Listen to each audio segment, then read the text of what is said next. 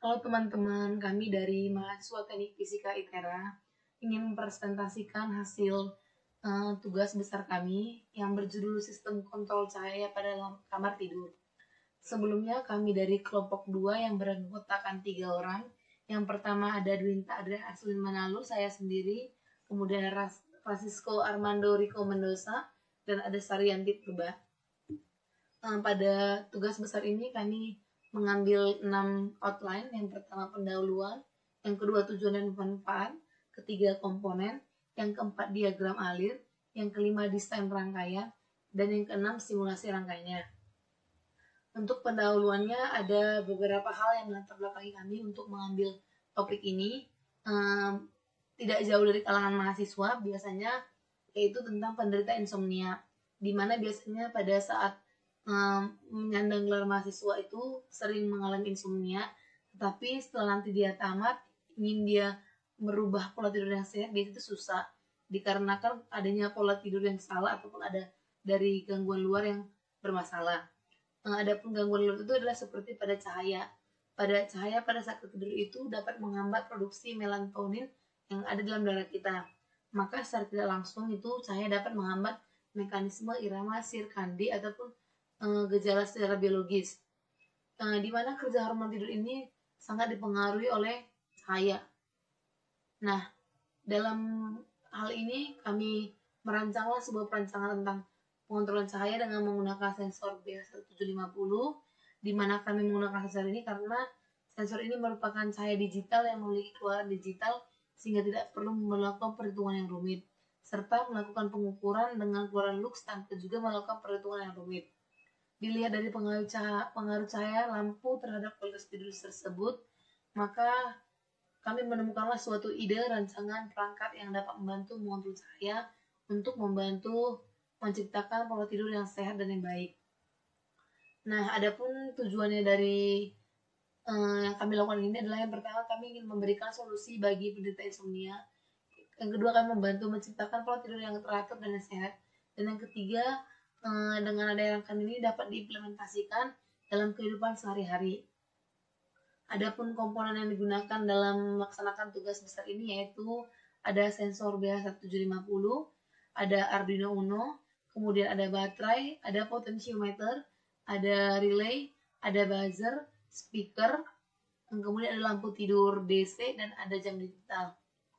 Nah, sebelum melakukan simulasi ataupun mendesain rangkaiannya, terlebih dahulu ada tentang standar SNI pencahayaan, yaitu untuk kamar rumah tinggal berupa kamar tidur itu biasanya sekitar 122 sampai 250 lux.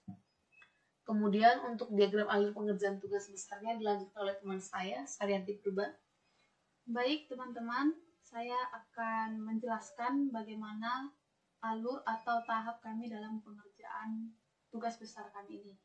Yang pertama kami akan melakukan studi literatur. Setelah kami mendapat topik, kami akan mencari referensi, baik itu berupa makalah, karya ilmiah, ataupun skripsi yang berhubungan dengan topik yang kami pilih. Di mana referensi ini akan membantu kami dalam pengerjaan kami dan memberi informasi yang kami butuhkan. Setelah kami merasa cukup dengan referensi yang kami cari, kami akan melakukan perancangan rangkaian. Kami akan merancang rangkaian yang akan kami simulasikan. Apabila hasil simulasi berjalan dengan baik dan sesuai dengan output yang kami harapkan, maka kami akan melanjutkan ke tahap berikutnya. Namun apabila tidak, kami akan mencek lagi perancangan rangkaian yang kami lakukan. Mungkin ada kesalahan sehingga simulasinya tidak sesuai. Nah, ketika simulasinya sudah kembali benar, proses dilanjutkan dengan menganalisis rangkaian. Di sini kami akan menjelaskan atau membahas mengenai simulasi-simulasi yang telah kami berhasil jalankan. Setelah kami mendapatkan analisis dan pembahasannya, kami akan membuat semua hasil tugas besar kami dalam bentuk laporan. Laporan ini kami kerjakan dalam bentuk tulisan, di mana ini membuktikan bahwa kami telah mengerjakan tugas besar kami. Selanjutnya, hasil dari tugas besar kami juga kami buktikan dari pembuatan video. Pembuatan video ini, di sini kami menjelaskan secara lisan bagaimana tugas besar kami ini kami kerjakan. Selanjutnya ada diagram logika. Nah, ini merupakan diagram logika yang dipakai pada Arduino saat kalian melakukan codingannya. Proses dimulai dengan mendeklarasikan variabel, kemudian melakukan setup pada pin dan setup pada jam digital. Kemudian memasuki proses selanjutnya yaitu proses loop, di mana di sini akan menghasilkan 3 kondisi. Kondisi yang pertama yaitu pada pukul 22.00 atau jam 10 malam. Nah, namun sebelum memasuki kondisi ini, sensor cahaya BH1750 akan mendeteksi intensitas cahaya. Nah, didapat sebelum kondisi ini, intensitas cahaya yang didapat itu lebih besar dari 500 lux.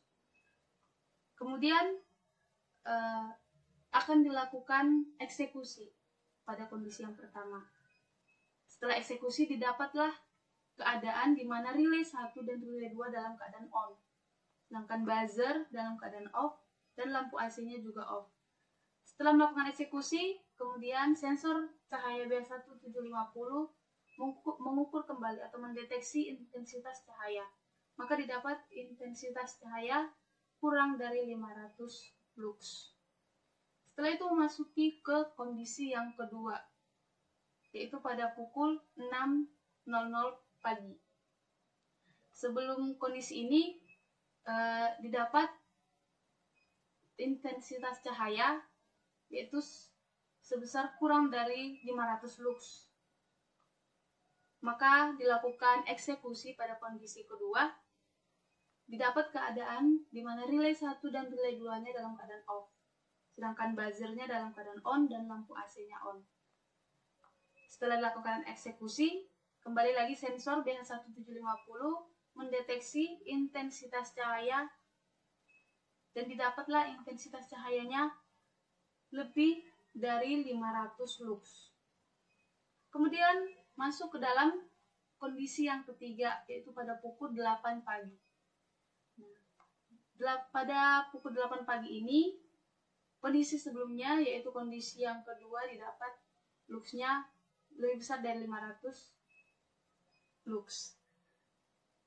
Kemudian dilakukan eksekusi pada kondisi ketiga dan didapat keadaan relay 1, relay 2-nya off, buzzernya juga off, dan lampu AC-nya juga off.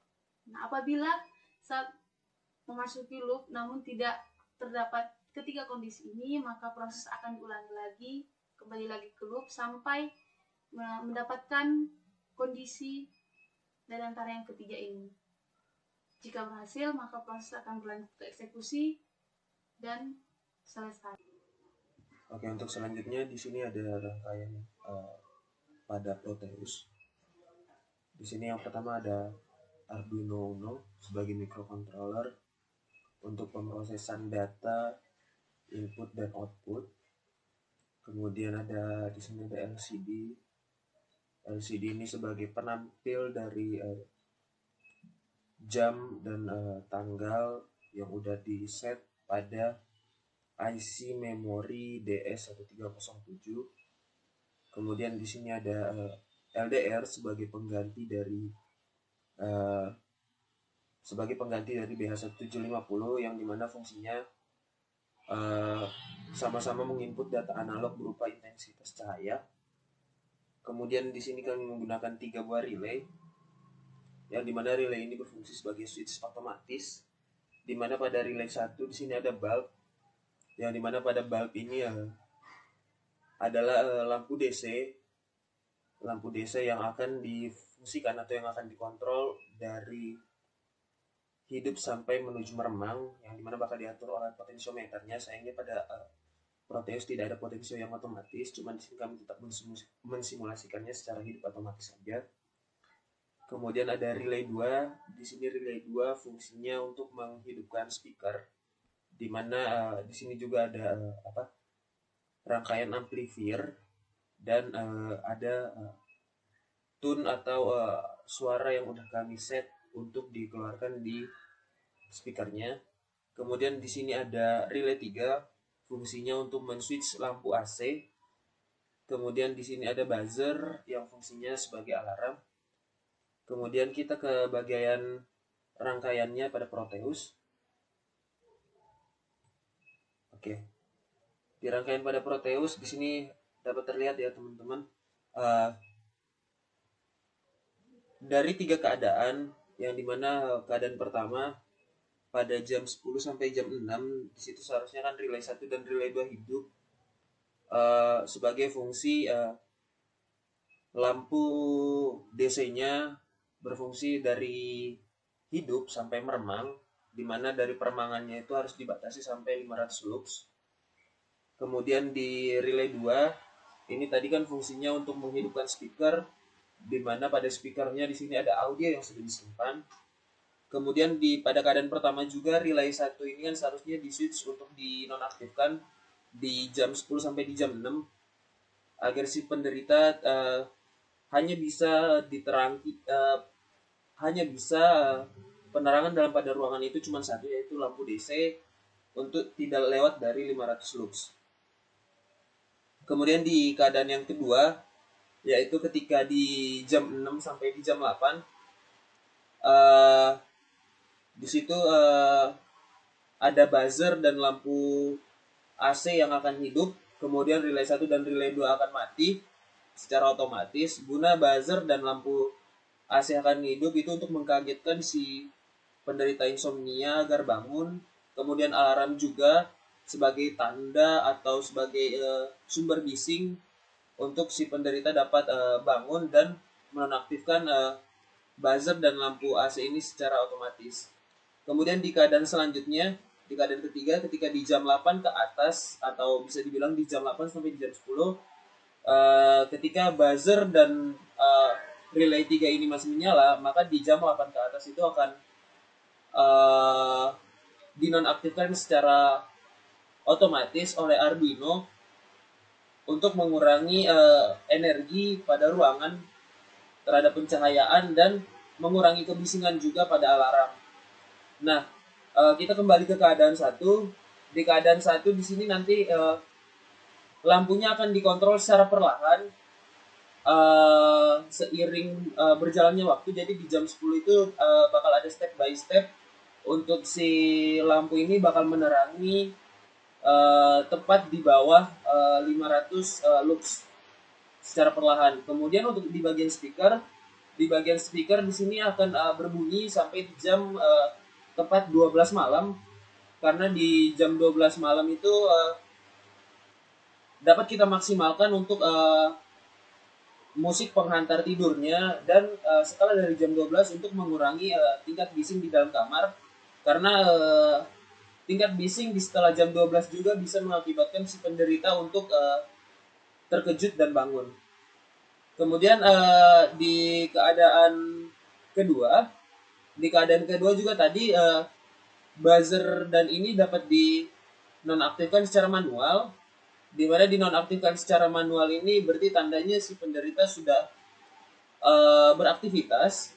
Dan di keadaan ketiga, ketika si penderita itu keadaan ketiga ini bisa berlangsung ketika si penderita tidak menonaktifkan si buzzer atau lampu AC-nya.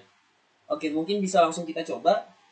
Sekarang di jam 17.07, artinya sekarang kita berada di keadaan ketiga, yang kemungkinan di keadaan ketiga ini semua relay akan low dan buzzer juga akan low, dan inputan dari LDR atau BH150 apapun inputannya tetap low.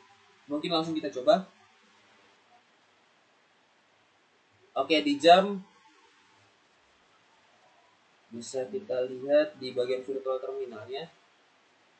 Dapat dilihat di sini jamnya 17.08 atau jam 5:08 sore. Artinya di kondisi ketiga, di mana kondisi ketiga inputan apapun dari LDR-nya semuanya akan low. Di sini LDR mendeteksi di atas 500, semuanya low. Kemudian kita coba untuk mengurangi LDR-nya di bawah 500. Oke. Di bawah 500 keadaan semuanya low. Mungkin ini dari keadaan ketiga. Baiklah, kemudian saya lanjutkan. Di sini ada untuk codingan Arduino Uno-nya, di mana codingan ini berfungsi untuk menyatukan antara komponen-komponennya seperti relay, buzzer, lampu AC dan lampu DC, kemudian untuk seperti digital dan sensor yang digunakan. Selanjutnya di sini ada referensi yang kami gunakan dalam merancang tugas besar ini. Ada beberapa referensi. Sekian dari kami. Apabila ada salah, kami mohon maaf. Terima kasih.